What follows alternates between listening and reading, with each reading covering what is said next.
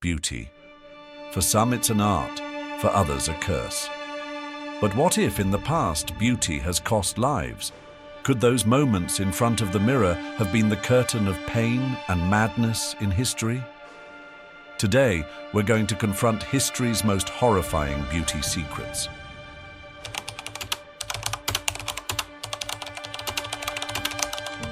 During China's Song dynasty, around the 10th century, little girls born into aristocratic families were introduced to a terrible ritual before they were even 7 years old. A foot-binding ritual called lotus foot. The purpose?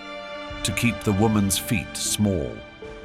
Because small feet were a symbol of docility, purity, and grace.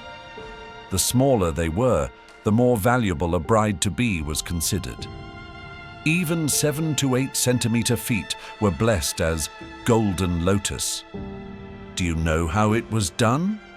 The girl's toes were curled backwards and pressed against the sole of the foot.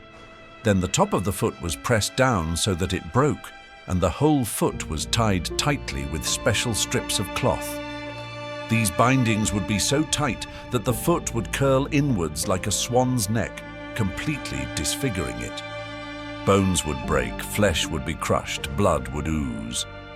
Some girls died of gangrene because of this procedure.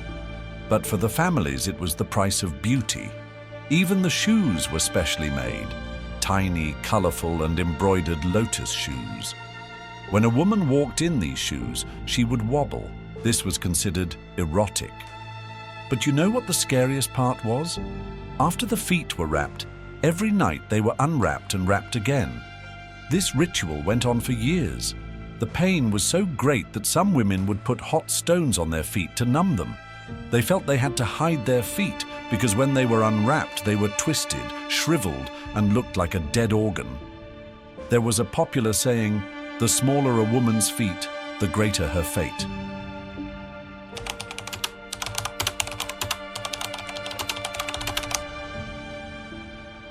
In ancient China, another measure of beauty was bright and large eyes.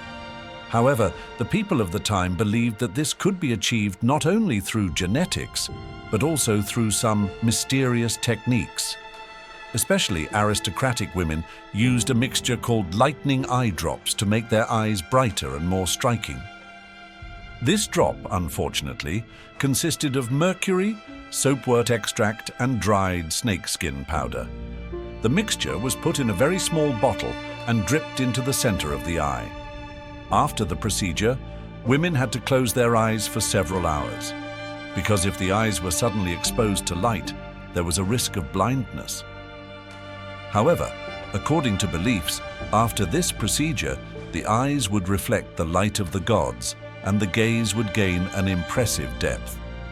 In Chinese courts, women who had this procedure performed were held in high esteem. Over time, however, the method became synonymous with permanent eye damage and blindness. But still, everything was risked for the sake of beauty.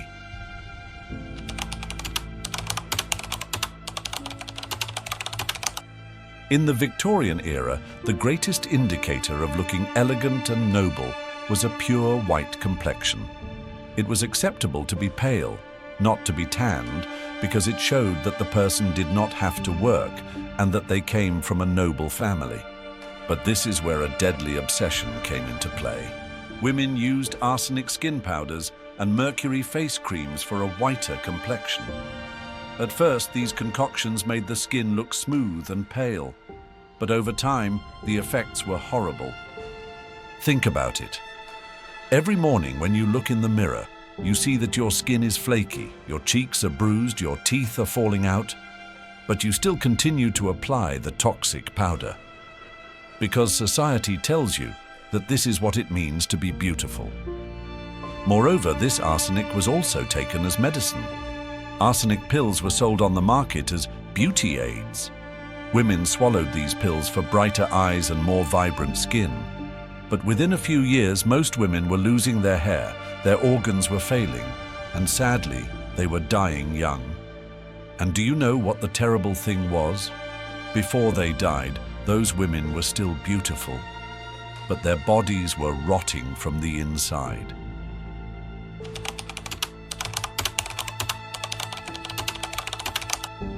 In Renaissance Europe, beauty was not only aesthetic, but also a sign of status. And one of the most fascinating, but also one of the most dangerous beauty trends of that era: belladonna eye drops. This plant, which means belladonna, meaning beautiful woman, was used to enlarge women's pupils, because big, shining eyes were considered a symbol of passion and charm. Women would put this drop in their eyes, and when they looked in the mirror, they would see that their eyes were almost sparkling. But here's the scary part. Belladonna was deadly poisonous. Even a few drops could paralyze the eye muscles and, in the long run, cause irreversible blindness. But despite this, aristocratic women of the time were willing to take the risk in order to look more attractive to their lovers. And the tragicomic thing is this: over time, some women who used too many of these drops could no longer control their eyelids, and with their eyes constantly open, they almost turned into living figurines.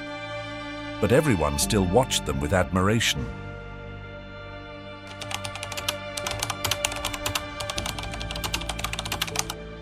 In ancient Rome, beauty was not only about aesthetics, but also about status, power, and being an object of desire.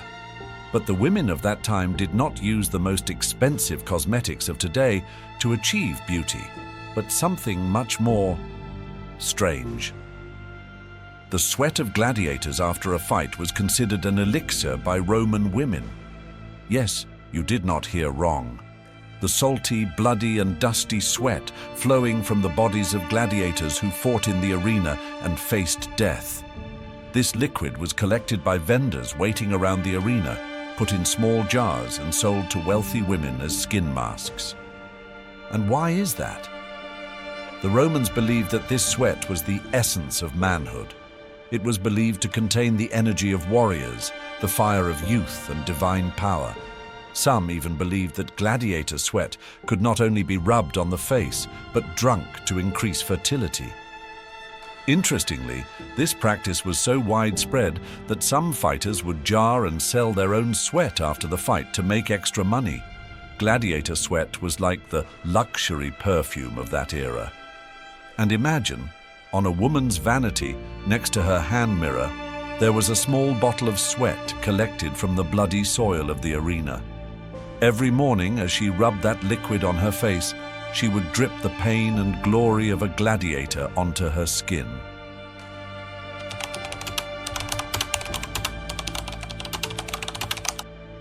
The time is ancient Japan. A woman's face appears on the screen, white skin, delicate eyebrows, and then she smiles. But that smile is unexpectedly dark, because her teeth are black. This is the ohaguro ritual. It was especially common among aristocrats, samurai wives, and nobles. Women, and sometimes even men, would deliberately paint their teeth black. Why? Because black teeth symbolized nobility, loyalty, and beauty. White teeth connoted wildness, animalism, while black represented a controlled, disciplined elegance. But this was not just a cosmetic application. The mixture was made with iron powder, vinegar, tea extracts, and gallnut. Over time, this acidic mixture left a bitter taste in the mouth, darkened the gums, and created a permanent color. According to some sources, this mixture also protected the teeth from decay. Brides-to-be used to do this before weddings as a sign of commitment, to show that she now belongs only to her husband. But time and time again, this ritual disappeared. Only those dull black smiles remained behind. What about now? How do you think today's beauty standards will be remembered in 100 years? Maybe foundation, Botox, or plastic surgery? Do you think the people of the future will look at what we do today with amazement?